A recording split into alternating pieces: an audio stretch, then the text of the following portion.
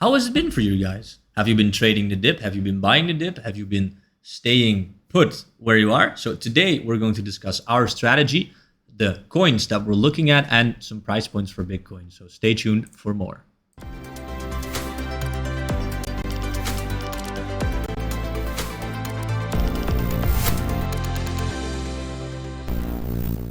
Hello there, everyone. I hope you're having a beautiful, beautiful day. So today we'll be looking at Bitcoin again, and we'll be discussing some of the projects that we've been looking at and trading this week, just making an analysis of why we took these trades and basically, just dissecting them so you can learn from it. Okay, so let's get into Bitcoin real quick and basically build on the prediction of yesterday, right? So it looks like Bitcoin wanted to continue towards the downside, and I'm watching these levels closely. So I'm watching 57,500 and I'm watching 55,000.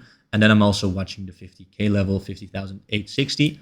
And all of these levels are, for me, still bullish, right? I'm not going to change my bias. I'm still bullish on Bitcoin. I'm still bullish on the crypto market overall. I don't think we're in a bear market.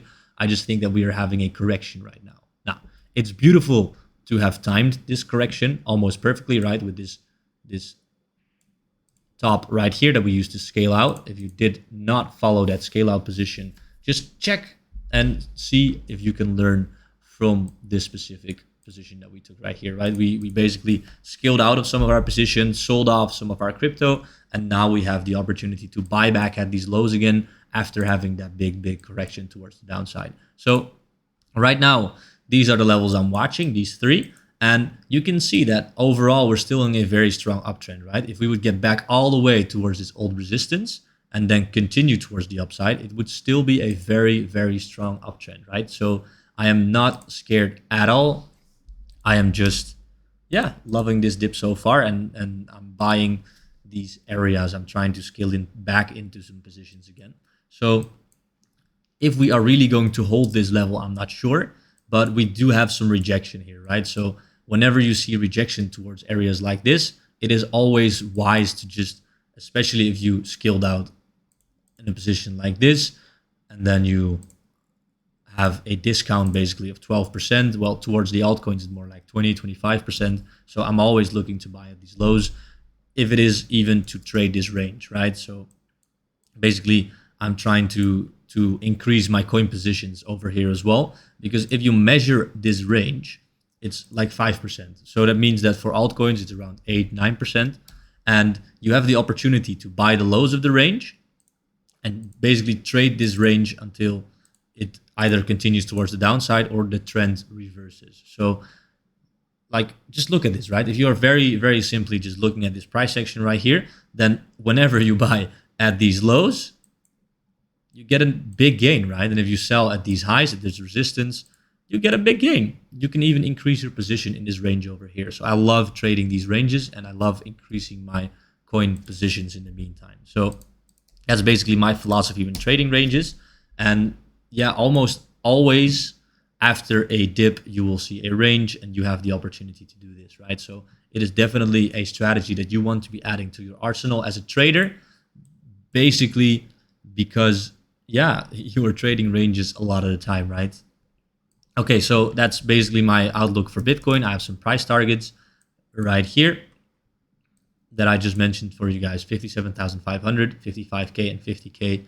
All pretty good targets, in my opinion, right? I would love to buy some altcoins whenever we get 50K on Bitcoin. So then let's get to the trades that we've taken so far. So this one was called by my business partner, Rob. He was sharing this in the Dutch Discord. We do have an English Discord on the way, but it's just not ready yet, so you have to wait for it. Basically, he loves these kinds of setup, right? So Rob loves trading these. Like, you have a very strong uptrend, and then you just want to continue the uptrend, right? So, for example, if you would have bought right here, like you have this strong resistance, a new all-time high is created, you come back, and then you get a strong close at that all-time high. He loves trading these setups because you have momentum on your side. And look, if you would have gotten in right here at the highs, instantly you would have 38%. Now, if you were traded all the way up here, then you have 133%. So this is like a similar setup, right? You get a retracement, get back to the EMAs, you get your continuation, and then he loves to enter here. So we entered at around 7.865, and right now it is sitting at around a 22% gain. So that was this week. The entry was around here, 15th of November. So then Axie Infinity, I chose to scale out of my positions actually. So also a good way of trading is to just scale out of your positions, right? So what we did over here is a 50% close. And this trade was based on funding rates. So if you don't know what funding rates are, I do suggest you look them up on YouTube on a different tutorial. We will also be making a tutorial about funding rates in the future. But basically, if you're trying to trade leveraged, you are increasing your position, right? You're basically having a loan. Now, for that loan, you have to pay money. And then that money you pay either from the people that want to go long to the people that want to go short, or vice versa, from shorts to longs. And if you want to have a lot of positions on either side, then one pays the other, right? Now, that means if you have a positive funding rate, that can mean that you have a lot of leveraged longs in the market and perhaps people want to go further up. But it also means a lot of leveraged positions are in the market. So you have to be very careful because something like this might happen, right? So on Axie Infinity, the funding rates were negative. So that means that in order to open a short position, now you have to pay money towards the longs in the market. So that means that there are a lot of short positions in the market.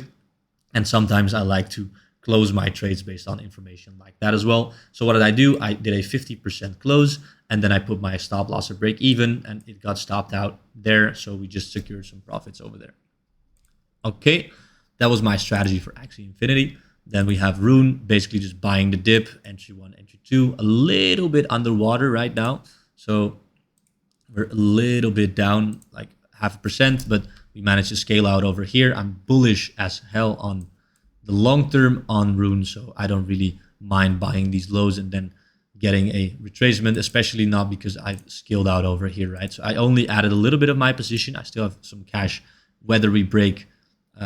I still have some cash for when we either break this trend towards the upside to scale in over here, or over here, right? At some lows around 8.6. That's basically my strategy for RUNE. And then TLOS, this is also a unique situation. So a lot of things happened this week, right? So for TLOS, we wanted to buy at 70 cents, but our entry didn't get hit. So that also happens whenever you're trading the market. Not a lot going on right here, just basically an entry that was missed. Then OMG, this had massive negative funding rates. And then, yeah, oh my God, this coin was just like, you see a short squeeze because of the amount of short positions in the market, perfect rejection of supply, and then just completely dumping towards the downside for 54%. And then, yeah, we're basically just filling up weekly demand right now and daily demand. So this was a trade based on supply and demand. I will post more videos about this in the future in our Discord server when it goes live. So this is a supply and demand trade, perfect tap in daily demand. Probably we will reach this demand again, the daily, basically going for like a double dip in this demand right here. And yeah, we're up just a little bit on this trade, right? It's like 1.4%, so not a lot right here. Then Mana, I called this one today. And yeah, amazing. Just another ascending triangle, right? We were just talking about that. Or basically, an ascending triangle is whenever you have a high being created and then you create a low, right? And then you have a very strong horizontal resistance, and then you are ascending in a triangle formation, and then usually you break towards the upside. I love trading these patterns, especially in a bull market like this. I really enjoy trading ascending triangles. So we have a beautiful one right here. Basically, if you look at the market structure, you have a low, another low, and then a strong horizontal resistance right here, and boom, boom, boom. Breakout is going to be imminent, in my opinion. So I decided to enter a little bit earlier. Why? Because in here, we also have like an ascending triangle-like structure, right? So this hit TP1 for plus 6% today, and I'm looking to continue this towards at least 3.92. So that's basically my take on Mana, and that's been a beautiful trade today, actually. And then the legend comes last Opulus, another ascending triangle. Boom. This is why I love trading these patterns, guys. Like, look at this, okay? Imagine we got in right here. And then this is just insane, right? The time frame on this was around, let's see, around 2 days and 81% gains. So I bought this in the dip personally, so I'm sitting a little bit less. I bought it at 483 right here, and then I'm up 64%. Right now it is 43.5%. So that's also a beautiful, beautiful trade. And yeah, I love trading these ascending triangles. Opulus is the cherry on the cake. Cherry on the cake, yeah, basically is the cherry on top for this week. I love trading this week, and yeah, it's just been an amazing week. So we don't always have weeks like this, but this week everything just perfectly fit together, and we managed to trade the dip very, very well. So a lovely week of trading. So I hope you learned from this. If you do learn from this, subscribe to this channel for more content like this. It's all free educational content on this YouTube channel for you guys. Now, my voice is a little bit done for because I recorded the video earlier today, but basically the audio wasn't so good. Okay, that's it, guys. I hope you really enjoyed this video. Do subscribe to our channel if you enjoyed content like this, and I will see you all in the next one.